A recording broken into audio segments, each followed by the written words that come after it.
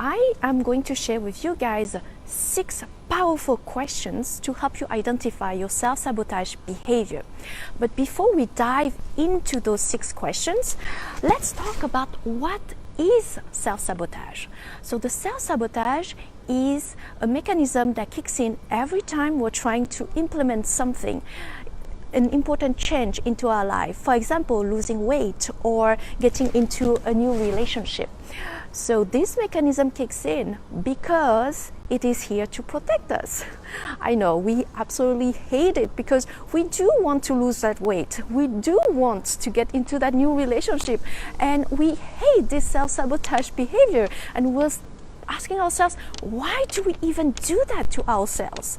Well, the thing is, the more we hate it, the more we give it energy, and the more we fight it, the stronger it gets, because it is here to protect us. So it serves a purpose.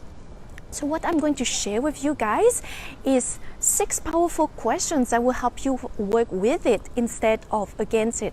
Hi, Arno. So when we fight against something, we actually give it more energy, and we want to lose weight, or we want that relationship, and that part that wants it is our conscious mind, and we're fighting against a mechanism that resides in our unconscious mind. So our conscious mind is about 10% of our mind, and we have 10% fighting against 90%. Well, guess who's winning this battle? You have 10% fighting against 90%. Well, you guessed it right. It's the subconscious mind, that self-sabotage behavior, that wins.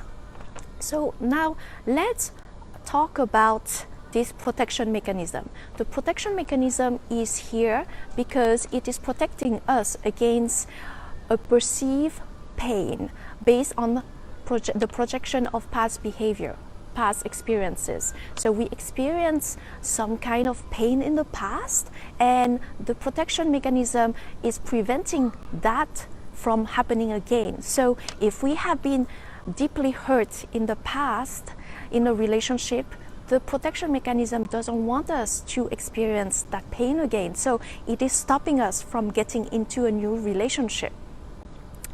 I'm going to share with you this story about Stephanie. Of course, I changed the name to protect her privacy. So Stephanie is a woman that is fighting for many years to lose weight. She is overweight, but she wants to lose weight not for any vanity reason. It's more for health reason, because her weight is causing her a lot of pain in her body. So she tried all kind of diets, all kind of exercise programs, but every time she lost weight, she would gain it right back. So that went on for a while until she identified the self-sabotage mechanism that prevented her from losing weight. She remembered something that her mom said to her a while back. Her mom said to her, "I like you exactly as you are. Please don't change. You remind me of when I was your age." So her subconscious mind associated having the weight with having mom's love, and that's what she was craving. That's what she had been searching all her life for, her mom's love. And her subconscious mind was associating losing the weight with losing mom's love.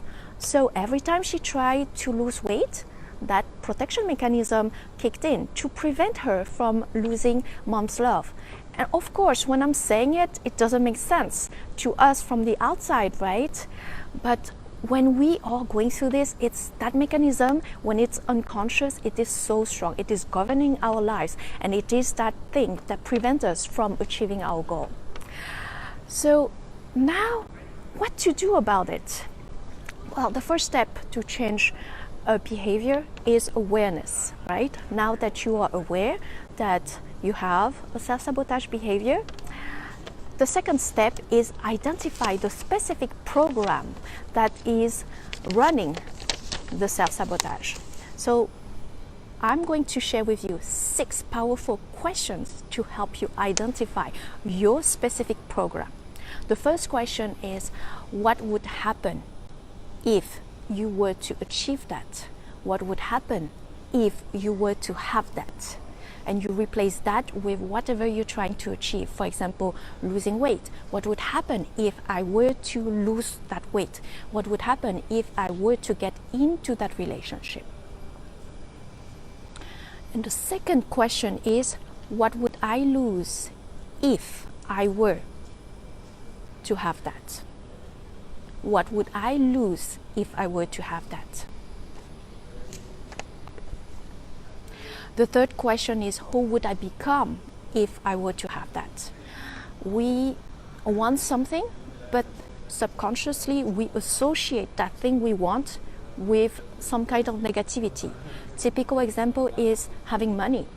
If we haven't dealt with our projection, negative projection about money, we consciously may want to have money, but we subconsciously push it away because we may have negative association with people that have money. We may have beliefs like rich people are crooks, rich people take advantage of others, rich people do bad things. So if we have these kind of beliefs, of course we don't want to have money, because we don't want to become this crook or this bad person if we hold this negative belief about money. So ask yourself this question: who would I become if I were to have that? Who would I become if I were to achieve that?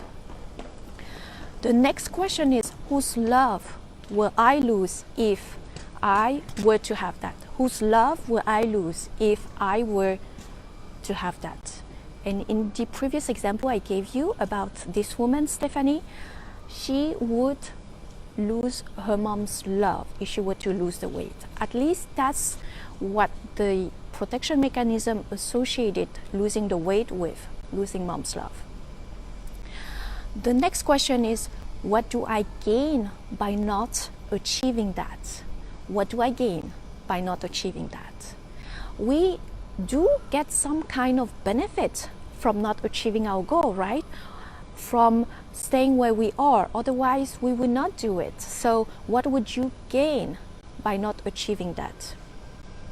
And the last question, the sixth question is, what would I avoid by staying where I'm at? What would I avoid by staying where I'm at?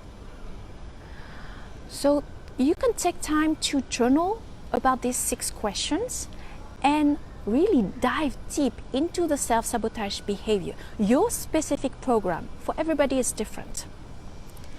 Once you uncover the positive intention, which is the protection, then you can elicit this part of you, elicit its help to help you achieve your goal. When you do that, you're not fighting against it. You are working with it. And you know that this part is here to protect you. So it has a positive intention. So why not use its wisdom to help us achieve our goals? So as a quick recap, here are the 6 questions to help you identify your self-sabotage behavior, the specific program that run the self-sabotage. The first question was, what would happen if I were to have that? What would happen if I were to have that? The second question was, what would I lose if I were to have that? What would I lose if I were to have that? The third question was, who would I become if I were to have that? Who would I become if I were to have that? The fourth question was, whose love will I lose if I were to have that? Whose love will I lose if I were to have that? The fifth question was, what do I gain by not achieving that? What do I gain by not achieving that? And the final question was, what would I avoid by not achieving that? What would I avoid by not achieving that?